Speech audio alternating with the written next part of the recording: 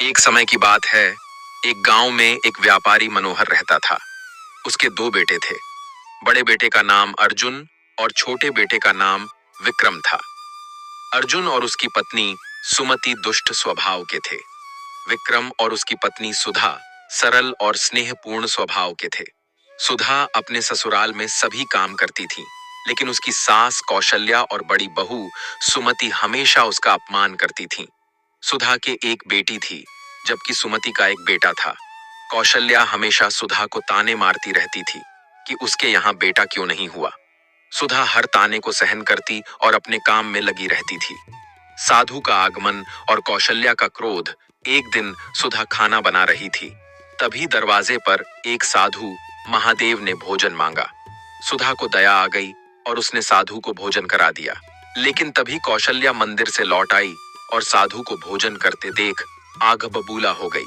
उसने साधु को घर से निकाल दिया और सुधा को भी घर से बाहर कर दिया। सुधा दुखी मन से अपने मायके जाने के लिए निकली। रास्ते में बारिश शुरू हो गई तो वह एक पेड़ के नीचे शरण ली। उसी समय एक संत भास्करानंद वहां आए और सुधा को एक उपाय बताते हुए कहा, यदि तुम इस पर्ची में लिखे नियमों का पालन करोगी तो तुम्हें पुत्र रत्न की प्राप्ति होगी।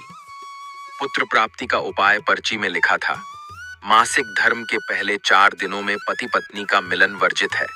5वें दिन मिलन से कन्या, 6ठे दिन पुत्र और 10वें दिन मिलन से श्रेष्ठ पुत्र की प्राप्ति होती है। स्त्री को हमेशा पति के बाईं ओर सोना चाहिए और अपने कर्तव्यों का पालन करना चाहिए। सुधा ने इस पर्ची के अनुसार नियमों का पालन किया। उसके पति विक्रम ने भी उसका साथ दिया। कुछ समय बाद सुधा गर्भवती हुई। सोने का टापू और कौशल्या का लालच। एक दिन जंगल में सुधा ने राक्षसियों किरण और माला की बातें सुन ली, जो सोने के टापू की ओर जाने की योजना बना रही थीं। उनके साथ अनजाने में सुधा भी टापू पर पहुंच गई। वहां उसने सोना इकट्ठा किया और घर लौटी। कौशल्या ने सोना देखा और लालच में खुद सोने के टापू पर जाने की जिद की। जब कौशल्या टापू पर पहुंची तो राक्षसियों ने उसे देख लिया और उसे पेड़ से नीचे गिरा दिया। इस प्रकार कौशल्या अपनी जान गंवा बैठी। सुखमय जीवन सुधा ने एक पुत्र को जन्म दिया। उसका ससुराल सुखी हुआ और सभी ने उसे सम्मान देना शुरू किया। भगवान विष्णु के उत्तर। भगवान विष्णु ने माता लक्ष्मी को बताया, एते इसके आमी कपामा ए। निसंतान स्त्री जो पति का अनादर करती है, नियमों का पालन नहीं करती, उसे संतान सुख नहीं मिलता। 2.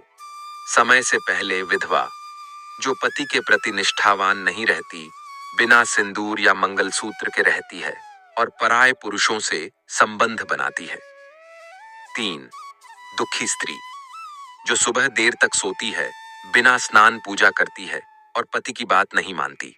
इस प्रकार एक स्त्री को चरित्रवान, पतिव्रता और नियमों का पालन करने वाली होना चाहिए। आपकी प्रतिक्रिया कैसी लगी, कृपया बताइए।